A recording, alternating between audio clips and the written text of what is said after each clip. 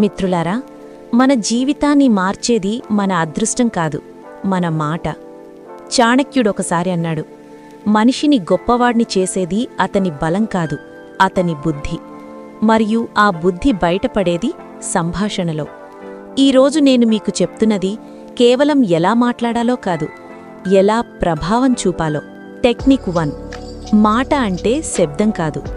మిత్రులారా, మీరు మాట్లాడేది మీరే అవుతారు. మీరు వ్రాసేది మీ మనసులో నిలిచిపోతుంది. అందుకే చాణక్యుడు చెప్పాడు, నోరు తెరవడానికి ముందు మెదడు పనిచెయ్యాలి. తెలివిగా మాట్లాడటం అంటే ఎక్కువ పదాలు వాడటం కాదు, సరైన పదాన్ని సరైన సమయంలో వాడటం. టెక్నిక్ 2. కళ్లతో మాట్లాడండి. ఇప్పుడొక ప్రశ్న. మీరు ఎవరికైనా మాట్లాడుతున్నప్పుడు వారు మీ కళ్లలోకి చూడకుండా ఫోన్, గడియారం, గోడ చూస్తూ ఉంటే మీకు ఎలా అనిపిస్తుంది? అవమానం లేదా నిర్లక్ష్యం? చాణక్యుడు స్పష్టంగా అన్నాడు, దృష్టిలేని మాటకు శక్తి ఉండదు. కంటి చూపు అంటే చూసి భయపెట్టడం కాదు, చూసి వినిపించటం. సహజంగా, స్థిరంగా, నమ్మకంగా కంటి సంపర్కం ఉంచండి. మీ కళ్ళు చెప్పాలి, నేను నిన్ను వింటున్నాను. టెక్నిక్ 3. ఎదుటి వ్యక్తి బలహీనతను అర్థం చేసుకోండి. మిత్రులారా, ప్రతి మనిషి లోపల ఒక పోరాటం జరుగుతుంది. ఎంత బలంగా కనిపించినా, ఎంత ధైర్యంగా మాట్లాడినా లోపల ఏదో ఒక భయం ఉంటుంది. చాణక్యుడన్నాడు, శత్రువుని జయించాలంటే అతని బలహీనత తెలుసుకో. కాని గుర్తుంచుకోండి, బలహీనతను ఆయుధంగా వాడితే మీరు తెలివైనవారు కాదు, మోసగాడు. ఎవరైనా డబ్బు గురించే మాట్లాడితే అది ఆశ కాదు, భవిష్యత్తు భయం. ఎవరైనా ప్రశంసలు కోరుకుంటే లోపన ఆత్మవిశ్వాస లోపం. ఆ భావనని అర్థం చేసుకుని మాట్లాడితే మీ మాటలు కాదు, మీరు హృదయాన్ని తాకుతారు. టెక్నిక్ 4. నకిలీ కాకండి. మిత్రులారా, ప్రపంచం నకిలీని చాలా వేగంగా గుర్తిస్తుంది. మీరు వేరొకరి స్టైల్ని కాపీ చేస్తే మీ మాటల బలం అక్కడే చచ్చిపోతుంది. చాణక్యుడు చెప్పాడు, ప్రవర్తనే వ్యక్తిత్వం, మాటలు కాదు.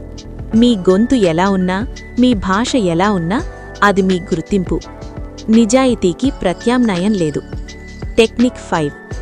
నిశ్శబ్దం. ప్రతి మాట చెప్పాల్సిన అవసరం లేదు, ప్రతి నిజం బయటపెట్టాల్సిన అవసరం లేదు. చాణక్యుడన్నాడు, మూర్ఖుడు అడగకుండానే సలహా ఇస్తాడు. నిశ్శబ్దం బలహీనత కాడు, స్వీయ నియంత్రణ. మౌనంగా ఉండగలిగినవాడే మాట విలువ తెలుసుకున్నవాడు. టెక్నిక్ 6.